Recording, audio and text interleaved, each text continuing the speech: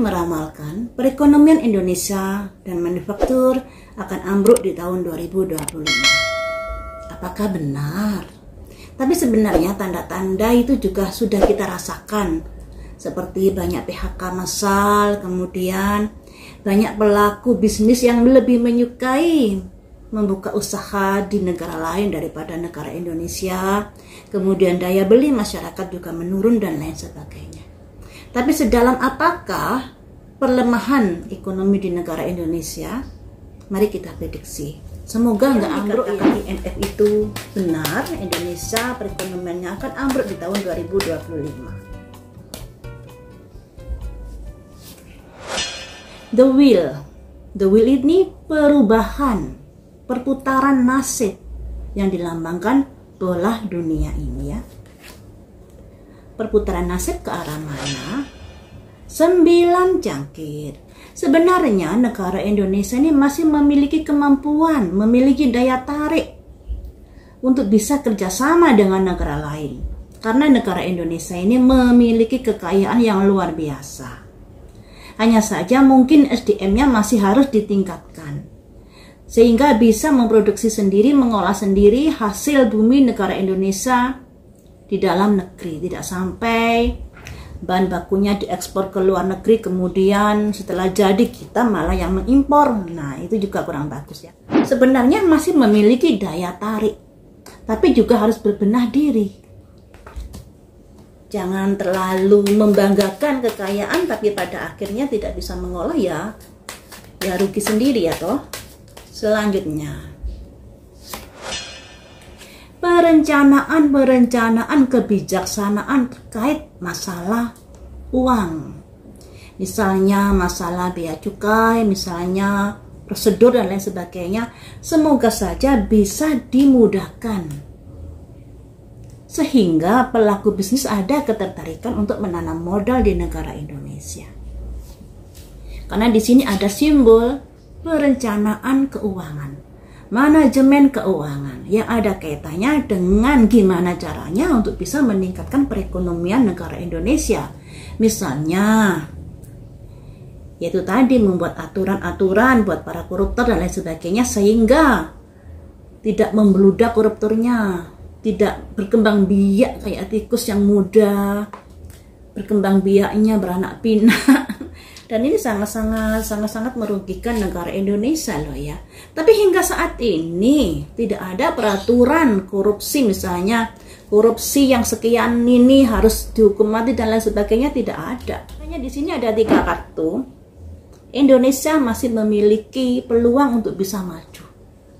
Asalkan diolah atau diatur benar-benar, di manajemen ini benar-benar ini loh ya, ini perencanaan yang tepat untuk bisa memajukan negara Indonesia.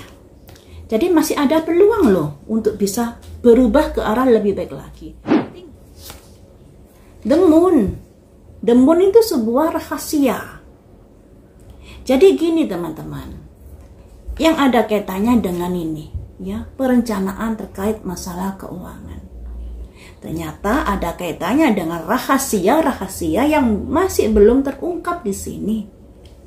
Nah, rahasia-rahasia ini yaitu orang-orang yang kayak tikus berdasi itu tadi. Di hadapan masyarakat, di hadapan rakyat kecil seakan membela rakyat kecil. Tapi di belakangnya kita nggak tahu apa yang mereka lakukan. Ternyata ada sebuah rahasia besar. Makanya hingga saat ini koruptor seakan-akan tidak ada aturannya yang sangat-sangat sadis kepada mereka ya. Nah, tentunya hal itu ada kaitannya juga dengan rahasia-rahasia yang disembunyikan.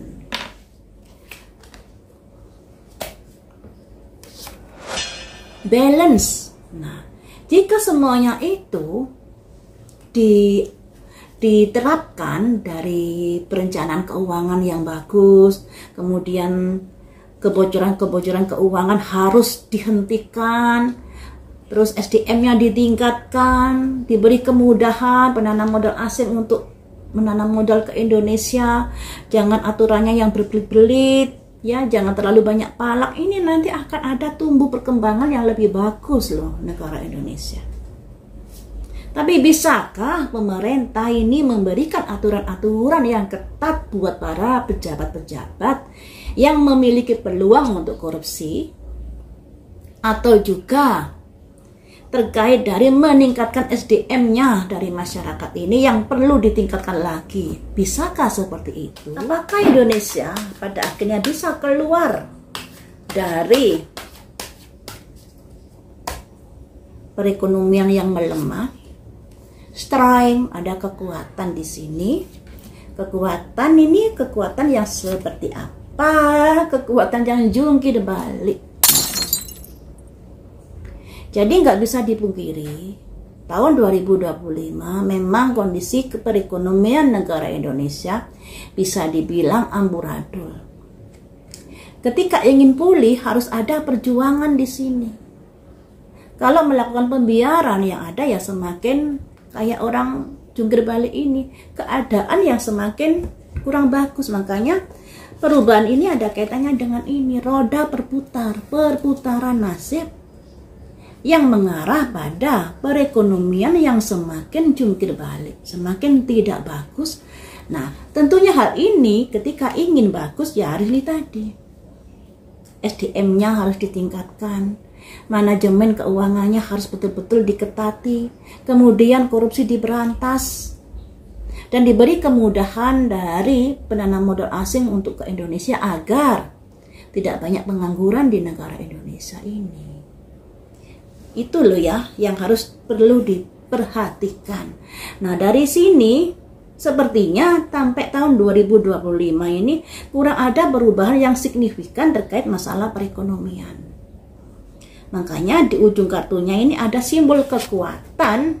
Ya, kekuatan ini bisa positif dan negatif. Ternyata kekuatan ini lebih mengarah ke hancurnya negara Indonesia di sisi ekonomi. Sangat disayangkan. Padahal Indonesia ini kaya raya ya, dibanding negara Eropa. Indonesia ini kaya energi dan lain sebagainya loh. Tanahnya subur, lautnya luas. Ya, sayang kalau tidak dipergunakan sebaik-baik mungkin. Tapi ya begitu. Jadi masalahnya ini loh. Para koruptor yang tidak diberikan aturan-aturan yang keras, yang pada akhirnya mereka menjadi sebuah kebiasaan untuk memungut dan lain sebagainya yang di luar dari kesepakatan yang berlaku.